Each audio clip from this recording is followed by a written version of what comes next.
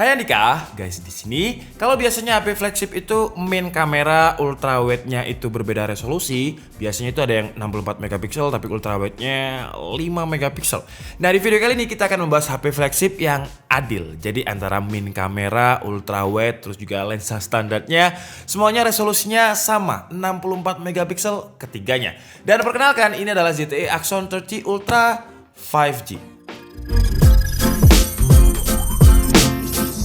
Jadi seperti biasa kalau kita bahas HP yang unik-unik yang belum masuk ke Indonesia atau ZTE ini kayaknya nggak masuk ke Indonesia.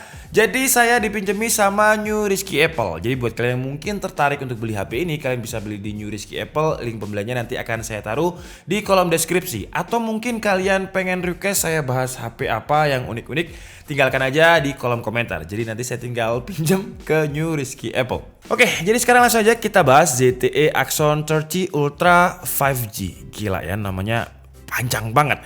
Dan secara packaging dia udah HP flagship lah ya. Karena HP flagship itu memang biasanya tidak menampilkan HP-nya karena dia udah pede dengan produknya. Dan di New Rizky Apple ini ada 2 SKU. Jadi ada yang 8GB 256 dan kita ini dipinjemi yang 12GB 256. Oke lah, jadi langsung aja mungkin kita unboxing dan juga hands on. Sebenarnya ini udah saya buka, udah saya tes juga. Cuman biar kalian tahu di dalam paket pembeliannya itu ada apa aja. Jadi pertama kita dapat HP-nya sendiri. Gila ya, kamera BAM-nya udah kayak gini. Tapi kita taruh di sini dulu. Terus kita juga mendapatkan ini ada tempatnya case dan juga ada SIM tray di sini, terus juga ada beberapa buku panduan dan juga garansi. Nah, untuk case-nya transparansi ya, standar. Untuk SIM tray-nya ada di sini. Kita taruh sini karena nanti kita juga akan butuh. Kita coba lihat untuk case-nya. Case-nya transparan, standar seperti ini. Jadi kalau misalkan HP flagship menurut saya sih dicarikan case yang lebih bagus aja. Dan kalau misalkan dipasang seperti ini ya. Nah, karena kamera BAM-nya ini tebel banget, jadi walaupun pakai case, kalau kita taruh di permukaan yang datar seperti ini, nah dia masih ada geter-geternya karena permukaan bagian belakangnya enggak rata. Terus kita juga dapat di sini ada apa nih? Coba kita lihat. Di sini ada adapter yang walaupun ini bukan ZTE, ini bukan barang yang masuk ke Indonesia, tapi untuk soketnya udah EU yang biasanya juga digunakan di Indonesia. Untuk adapternya ini memiliki maksimum output 65 watt. Terus di sini juga ada kabel Type C to Type C-nya ya, karena 65 watt terus Type C to Type C, jadi lebih universal aja. Terus kita juga dapat dongle Type C to audio jack. Jadi kebanyakan HP flagship memang untuk port audio jack-nya sekarang hilang, tapi masih dapat dongle untuk ZTE ini. Oke, jadi langsung aja kita bahas untuk ZTE Axon 30 Ultra 5G ya. Kita sebut habis ini ZTE 5G gitu aja karena namanya panjang banget. Dan di websitenya tagline-nya itu adalah Capture Amazing. Karena kalau kalian lihat ya di bagian bingkai kameranya ini, kameranya gede-gede banget. Dan ketiganya ini sama. Jadi ada lensa main kamera, ada ultrawide, terus juga ada lensa standar. Yang ketiganya itu memiliki resolusi 64 megapiksel. Jadi di sini ada selling point 3x64. Terus di bagian bawahnya ini ada lensa periscope yang dia bisa hybrid zoom sampai 60 kali, dan kalau untuk optical zoomnya dia bisa 5 kali. Terus juga lensa ini dia memiliki OIS atau optical image stabilization. Kenapa butuh OIS untuk lensa zoom?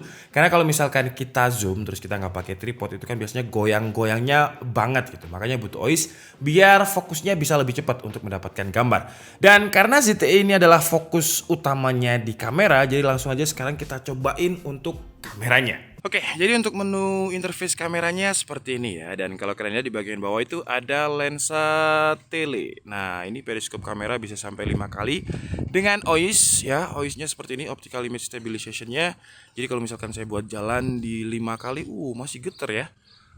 Dan yang kedua ini adalah lensa portrait. Portrait 2 kali. Dan kalau portrait seperti ini ya. Nah, itu ada tombol di situ. Terus juga ada lensa standar. Nah, semuanya ini 64 megapiksel. Periskopnya aja yang 8 megapiksel. Terus ini juga ada lensa ultra wide 64 megapiksel juga. Oke, jadi sekarang kita cobain dulu untuk lensa ultra wide-nya. Nah, di lensa ultra wide ini kita bisa pakai resolusi bisa sampai 8K dengan aspek rasionya 16:9. Kita cobain 4K dulu ya, walaupun mungkin nanti kita akan set di 1080p untuk uploadnya. Cuman untuk 4K-nya seperti ini kira-kira. Tuh ya. Lumayan smooth juga 4K-nya. Mana Tom? Jadi saya akan coba memutari Tomo, dan untuk langitnya di situ ya. HDR-nya dapat banget, jadi senjanya dapat. Dan untuk kestabilannya kita coba untuk muter 360 derajat seperti ini. Masih oke. Tadi saya agak kesandung dikit. Dan nah, kalau saya buat jalan seperti ini. Coba kalau misalkan kita buat untuk detailing nih. Kita coba zoom di area daun ini. Tapi 4K-nya ini masih ada stutter ya. Sekarang kita coba di resolusi 1080p. Ini fitur stabilization-nya saya off-kan untuk buat eye focus. Jadi eye focus ini bisa nyala kalau stabilizernya off. Cuman di interface-nya sini nggak ada kayak kalau di kamera Sony kan ada titik-titik di bagian mata ya. Kalau ini nggak ada. Dan ini kita pakai lensa ultrawide. Jadi ultrawide-nya, gila sih ya gambarnya kalau kalian lihat. Ini padahal lumayan backlight. Jadi cahayanya paling terang itu ada di bagian belakang. Tapi terlihat, coba saya lihat dulu kondisi aslinya. Mirip seperti aslinya. Kalau Tomo memang kusam gitu mukanya, jadi memang mirip seperti aslinya. Oke, jadi ini stabilizernya on. Nah, ini lebih baik sih ya. Karena kalau eye focusnya dia nggak nge-tracking ke mata, nggak ada kotak-kotak ke mata gitu. Coba saya yang jalan mundur, maju Tom. Ya, karena kalau jalan mundur itu biasanya susah stabil. Ini masih oke. Ya, autofocusnya juga dapat banget. Sekarang saya akan coba pindah ke sini nih. Coba kita fokuskan ke area yang kecil banget. Apakah bisa? Kita touch dulu. Nah, seperti ini. Terlalu deket. Nah, kalau segini pas nih. Oke. Dan gila ya, HDR-nya bagus banget. Jadi sebenarnya kalau mata saya lihat area orange itu nggak terlalu orange. Cuman di sini kayak di AI gitu untuk menambah kesan bagusnya. Jadi terlihat lebih orange, terlihat lebih senja. Dan ini adalah kamera depannya. Sayangnya kamera depannya ini tidak segede kamera belakangnya yang 3x64 megapiksel. Ini 16 megapiksel. Suasana atau cuaca di sini cukup berangin, jadi kalau kalian bisa mendengarkan suara saya dengan jelas, mic noise cancellingnya bagus, dan saya suka dengan profil gambarnya. Karena nggak terlalu beauty, terlihat natural, muka saya yang berminyak, ada jerawatnya juga terlihat natural gitu. Dan ini adalah mode potret ya. Di mode potretnya ini mirip seperti iPhone, jadi ada pilihan untuk studio light, terus juga ada contour light, terus berbagai macam sama seperti iPhone juga. Dan sekarang saya penasaran dengan lensa periskopnya nih. Jadi kalau periskop kita bisa, ini kan di sebelah kanan ada, ini ada eye trackingnya ya. Kalau di foto muncul dia eye trackingnya. Tuh dia akan bergerak ke Tomo matanya. Dan saya akan coba zoom itu ya, apa namanya itu, sutet. Apa bahasa Indonesia sutet Tom? Itulah cagak listrik itu ya. Oke, sekarang kita cobain untuk lensa periskopnya. Ini kan 0,5 kali, kira-kira seperti ini. Dan kita coba 5 kali dulu deh. 5 kali itu kira-kira 6,7 kali lagi. Nah itu segini. Dan dia bisa zoom sampai 60 kali. Wah, gila. Bentar, kita cari. Nah, itu ya. Nah, dapat. Jadi zoomnya ini ada OIS-nya atau Optical Image Stabilization. Jadi untuk mengambil gambar yang jauh itu bisa autofocusnya bisa lebih dapat. Oke, terus juga ada multi kamera juga, yang artinya ketiga kameranya ini jalan. Tapi apakah bisa pakai kamera depan? Nggak bisa ya. Jadi kalau misalkan ini saya jepret, akan ada 3 gambar. Ada 0,5 kali, 1 kali, dan 5 kali. Ini mumpung ada anak sepedaan ya, saya coba tangkap. Nah, seperti ini. Terus untuk fotonya ini juga ada filter-filter kayak semacam LUTs atau grading gitulah ya. Ini ada efek untuk lime. Nanti gede Tom. Terus juga ada banyak banget efek, ada fashion. Nah, seperti ini ada banyak ya, ada Nelo, dark ini bagus nih. Terus juga ada city. Banyak banget ya untuk menu color gradingnya. Oke, jadi sekarang kita coba lensa 64 megapiksel.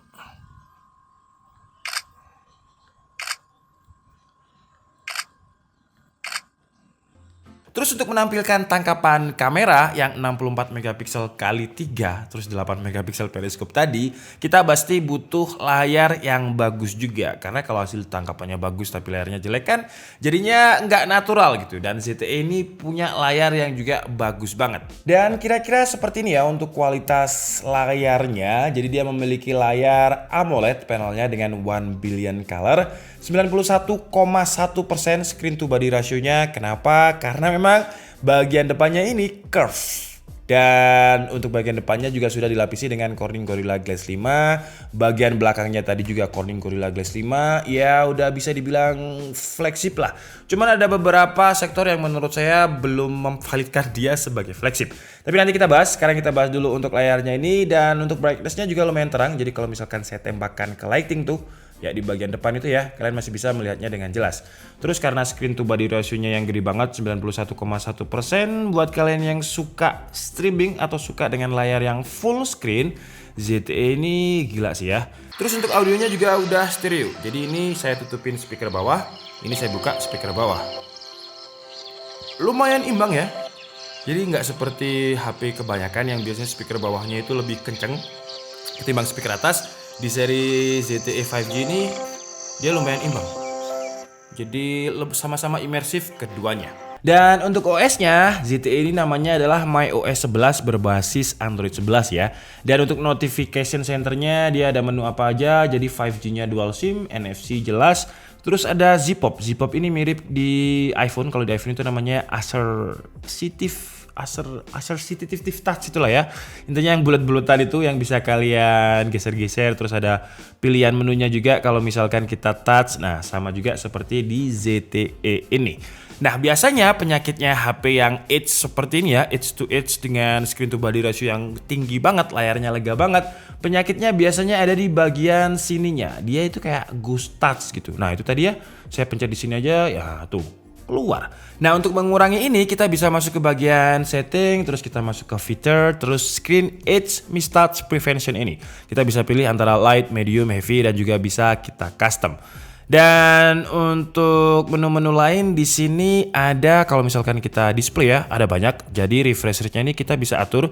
Refresh rate-nya ada di 144 Hz paling tinggi dan kita bisa lock di berbagai refresh rate. Jadi ada 120, 90 dan 60. Semakin kecil refresh rate, baterainya akan semakin awet, tapi akan kurang smooth layarnya, dan semakin besar kalau misalkan kita pilih 144 Hz, baterainya akan semakin boros tapi layarnya bakalan smooth banget. Kalau misalkan kalian bingung dengan settingan ini, tinggal pilih aja yang auto. Jadi biar baterainya lebih awet tapi smoothnya itu kalau lagi dipakai aja.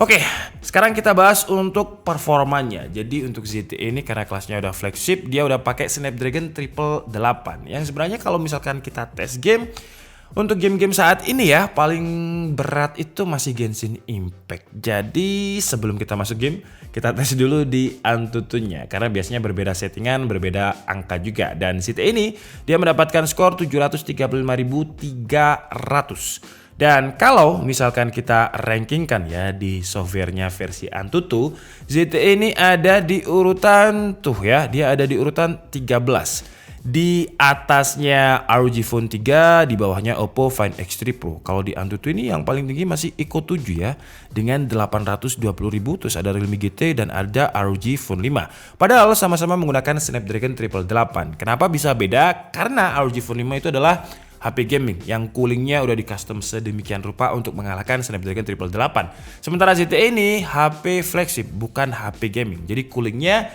tidak sebagus HP gaming. Cuman HP gaming itu biasanya suara kipasnya lumayan berisik. Oke, jadi sekarang kita coba untuk biasanya ya kalau di Genshin itu saya lari yang agak gimana gitu dia drop. Oh ini aman sih ya. Dan untuk layarnya juga smooth walaupun ini tadi kita coba tes di auto. Biasanya itu drop FPS-nya ketika terbang sama lari. Sekarang kita coba untuk terbang. Pes. Belum ada tanda-tanda. Gila ini layarnya smooth banget ya. Dan kalau kalian lihat warna merah terus warna hijaunya itu lebih pop up karena dia memiliki 1 billion color untuk panel AMOLED-nya. Nah, aku langsung mati. Iya, ya sebenarnya kalau Snapdragon 888 ini untuk performanya sih udah pasti oke banget. Cuman ini berapa menit aja udah lumayan anget nih bagian casingnya nih. Jadi masih sama penyakitnya dengan Snapdragon 888 yang pernah saya review. Jadi ada ROG Phone 5, Nubia 6, terus kemarin apa Tom? Zenfone 8 itu juga masih lumayan hangat. Ini padahal masih berapa menit nih? Karena tadi Genshin Impact aman-aman aja, PUBG udah pasti aman ya di Snapdragon 888 ini. Jadi kita coba lihat aja di bagian settingnya. Jadi bagian settingnya ini, apakah kita bisa dapat 90 fps? Kalau dapat berarti dia GG banget nih. Yang pernah dapat itu apa tuh 90 fps ya? Seingat saya kalau nggak salah OnePlus 9 Pro ya. OnePlus 9 Pro itu ada 90 fps settingannya. Oke, jadi kita coba lihat grafiknya smooth, masih smooth ekstrim ya. Dan apa yang kita tes di Snapdragon 888 ini sebenarnya kalau untuk aplikasi yang biasa kita tes, gyro juga aman, jadi cukup. Terus untuk sensornya juga ada proximity sensor, gyronya tadi juga ada. Untuk konektivitasnya dia udah pakai Wi-Fi 6E, jadi Wi-Fi yang baru ya. Dia memiliki 3 bandwidth, jadi ada 2,4 GHz, 5 GHz dan ada 6 GHz. Di atasnya Wi-Fi 6 lah. Terus untuk Bluetoothnya dia juga udah pakai Bluetooth versi 5.2. Yang saya nggak begitu suka dengan ZTE ini adalah haptic feedbacknya. Untuk sekelas HP flagship menurut saya seharusnya bisa lebih baik. Kalau kalian pengen dengar suaranya seperti ini, semoga aja denger ya. Jadi mirip seperti HP mid-range yang pernah saya review. HP yang haptic feedbacknya enak banget itu ada Google Pixel, terus ada OnePlus 9 Pro, itu enak banget. Terus kalau untuk kekurangan lain menurut saya masih kurang flagshipnya ya. Jadi flagship itu biasanya harus wireless charging. Terus juga ada memiliki sertifikasi IP53 atau IP67. Nah di ZTE ini belum ada. Jadi kalau secara desain menurut saya sih udah oke banget. Dia ada in-display fingerprintnya, dan kalau misalkan kita dekat seperti ini ya, kalau kalian lihat dia nggak perlu buka fingerprint karena ada settingan untuk kalau misalkan dia ada di dekat kita itu fingerprintnya bisa langsung kebuka gitu. Jadi dia bisa auto detect body kita. Kalian bisa cek di MyOS-nya karena banyak banget settingan itu. Dan kelebihan lain menurut saya adalah Edge ya. Entah kenapa walaupun menurut saya nggak terlalu multifungsi, nggak terlalu fungsional, tapi Edge itu kayak menambah kesan mahal dari sebuah HP gitu. Terus untuk bingkai kameranya saya juga suka ya desainnya karena terlihat mahal banget dengan 3 kamera yang 64 megapiksel ini. Cuman apakah saya butuh untuk periskop? Menurut saya sih saya nggak butuh ya. Cuman pasti ada yang butuh juga. Mungkin kalian lagi di taman safari atau di mana dan butuh zoom sampai 60 kali. Bisa ya kalau misalkan kita lagi mungkin di taman safari atau lagi di perang atau apa gitu yang butuh objek gambar jauh, pasti kepake. Terus untuk kekurangan lain menurut saya adalah baterainya yang lumayan boros. Ini aja tinggal 14% tuh. Padahal tadi saya cas, terus saya downloadin benchmark, terus tes game beberapa kali, kamera sekarang tinggal 14%. Karena walaupun sebenarnya secara dimensi dia lumayan tebel ya, 8 mm dengan bobotnya itu 188 gram. Tapi baterainya nggak sampai 5000 mAh, baterainya itu 4600 mAh. Jadi kalau dibilang yang paling besar atau paling awet, nggak juga baterainya. Tapi intinya kalau kalian cari kamera yang bagus 64 megapiksel, jadi dia stabil gitu hasil gambarnya, terus layarnya bagus dengan edge to edge-nya seperti ini dan nggak butuh wireless charging, terus juga nggak butuh IP-IPan karena mungkin nggak mungkin kalian buat untuk hujan-hujanan. Menurut saya sih ya oke aja. Dan kalau kalian beli di New Rizky Apple udah ada jaminan garansi IMEI karena pajaknya udah dibayarkan. Jadi buat yang tanya-tanya, bang itu kartunya bisa gak? Pasti bisa ya. Oke, jadi mungkin cukup segitu aja video kita kali ini. Saya minta maaf kalau ada kesalahan dalam penyampaian informasi. Seperti biasa kalian bisa mengkosnya di kolom komentar. Saya Nikita Budi and see you on the next video. Bye bye.